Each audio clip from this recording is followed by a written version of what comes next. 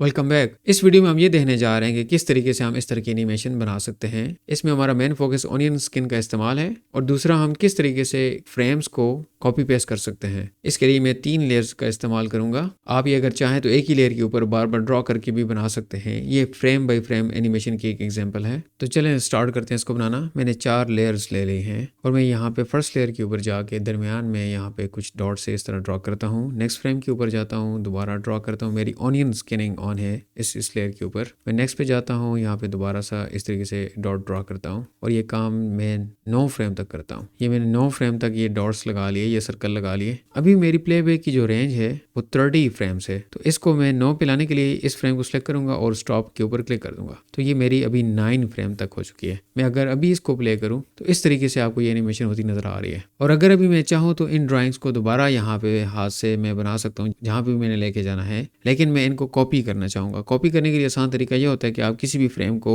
Ctrl+C करें और जहाँ पे आपने पेस्ट करना है, इधर भी करना है, जहाँ पे भी करना है, आप दूसरी लेयर के ऊपर जाके Ctrl+V कर दें। तो ये एग्जैक्ट उसी लोकेशन के ऊपर जहाँ से आपने कॉपी किया था वहाँ पे पेस्ट हो गया है। तो इस तरीके से आप फ्रेम्स को भी कॉपी पेस्ट कर सकते हैं। मैं बार बार ड्राइंग नहीं करना चाह रहा था, इस वजह से मैं कॉपी पेस्ट करूंगा। ये जस्ट एक फ्रेम कॉपी हुआ है, मैं इसको सिलेक्ट करके यहाँ पे डिलीट कर देता हूँ। तो ये डिलीट हो गया। डिलीट की मैंने दबाई है तो उससे ये डिलीट हो गया।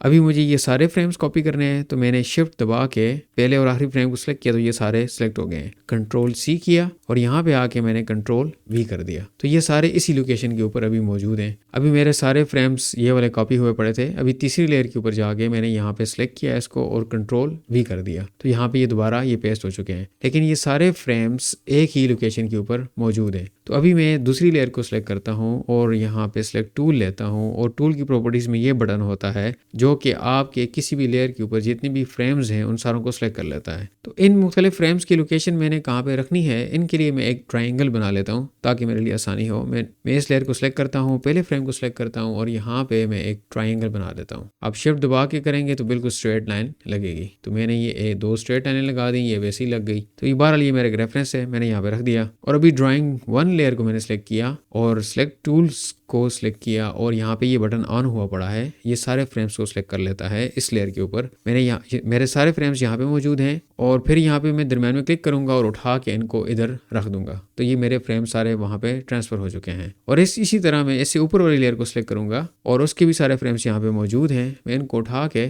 और इधर ले आऊँगा। इस तरीके से मैंने ये तीनों जगह पे फ्रेम्स कॉपी कर लिए हैं। अभी मैंने यहाँ पे दरम्यान में लाइन्स ड्रॉ करनी है ताकि मुझे ये एनिमेशन इस तरीके से महसूस हो कि ये डॉट यहाँ पे घूम के इधर जा रहा है, फिर इधर से इधर जा रहा है, फिर इधर आ रहा है। तो यहाँ पे मैं जो गैप छोड़े थे जानबूझ के इधर इस फ्रेम को सिलेक्ट करता हूँ, लेकिन मेरे बाकी सारी चीज़ें गुम हो चुकी हैं। तो इसके लिए ऑनियन स्किनिंग में सारी लेयर्स के ऊपर ऑन कर देता हूँ ताकि मुझे चीज़ें नज़र आती रहें। और मेरी ऑनियन स्किनिंग की रेंज बहुत ज़्यादा है, इस तरफ भी और इस तरफ भी। अभी मुझे हर चीज़ नज़र आ रही है और मुझे ये भी पता है कि मैंने लाइन कहाँ पे लगानी है। तो ब्रश टूल में दोबारा ले लेता हूँ और इसकी विड्थ थोड़ी सी मैं बढ़ा देता हूँ, इसके बराबर थोड़ी सी कर देता हूँ। और देन यहाँ से शिफ्ट दबा के मैं एक लाइन यहाँ तक ड्रॉ कर लेता हूँ और देन यहाँ पे आके दूसरी लेयर के ऊपर जाके यहाँ से शिफ्ट दबा के मैं एक लाइन यहाँ पे ड्रॉ कर लेता हूँ। और देन आखिरी जो 30 फ्रेम है यहाँ पे आके शिफ्ट दबा के अगेन मैं इसके साथ मिला देता हूँ और अपनी प्ले रेंज में बढ़ा देता हूँ। अभी मेरी प्ले रेंज 30 सेकंड हो चुकी है और जो ऊपर वाली रेफरेंस लेयर थी मैं इसको हाइड कर देता हूँ और अभी मेरा लूप ऑन है और मैं अगर प्ले का बटन दबाऊं तो देखें ये एनिमेशन इस तरीके से